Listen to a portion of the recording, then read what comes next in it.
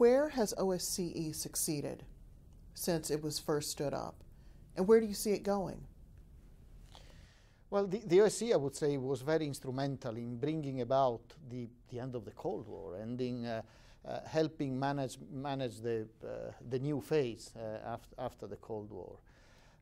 So that, I would say, is one key legacy of the organization, but it's also the basis for the work ahead, because a number of issues that have not really been being addressed fully are haunting us, and a number of unresolved problems have become bigger and more difficult to handle. Such as? The crisis in Ukraine, but what is underneath the crisis in Ukraine. I think the biggest problem we have is that we basically dealt with the post-Cold War phase with a kind of a Cold War mentality.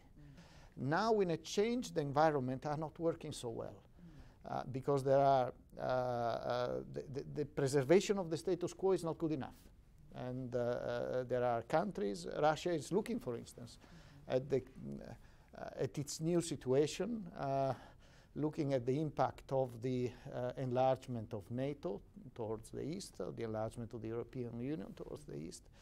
These processes have probably been managed without the necessary degree of engagement with Russia, which now feels under pressure and feels uncomfortable. Could it be argued that perhaps the West has been engaging with Russia in a Western mindset?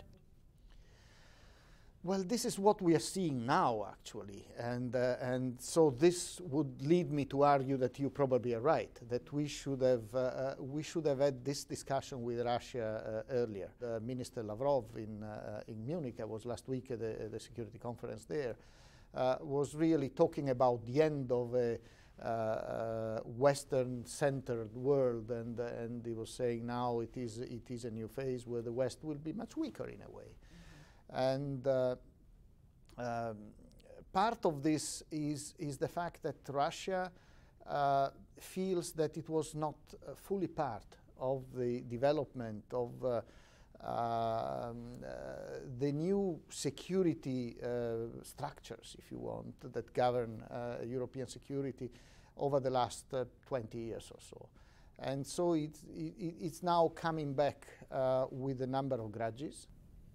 Is there an out-of-the-box way of resolving this crisis, or are we on an inevitable path to seeing the eastern third of Ukraine break away, declare independence, perhaps be subsumed by Moscow? The OSCE has been built for that.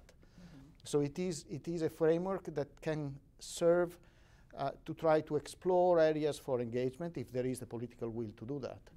Today, the logic that prevails is the logic of sanctions. So there is very little dialogue.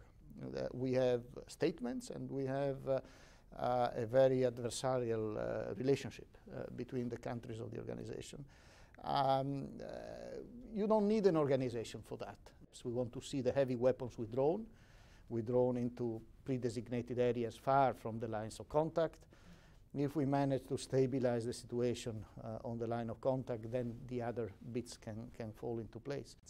And this may complicate the life for the processes that we have in mind in the longer term based on the Minsk agreements, which is the decentralization in Ukraine and the holding of elections. Is there a realistic chance of getting everything under Minsk implemented in 2017? Yes, of course we can only improve from where we are. There is a mechanism that involves Russian and Ukrainian military, so we are working with them, because at the end of the day it's the responsibility of the people on the ground. Our mandate is to monitor, we try to facilitate, we try to assist the civilians. The more and more are suffering from this situation. But we are pushing the sides to make some steps.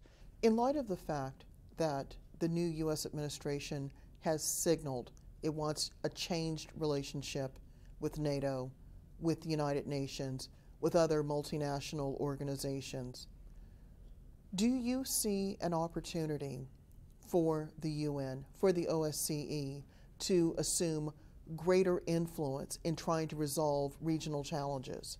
And if so, how? First of all, the OSCE is a very inexpensive organization. It's basically a space for engagement. So it offers quite a flexible tool to countries who want to use it to improve dialogue. Your advice to your successor? My advice to the successor would be to continue working to create this informal space for engagement.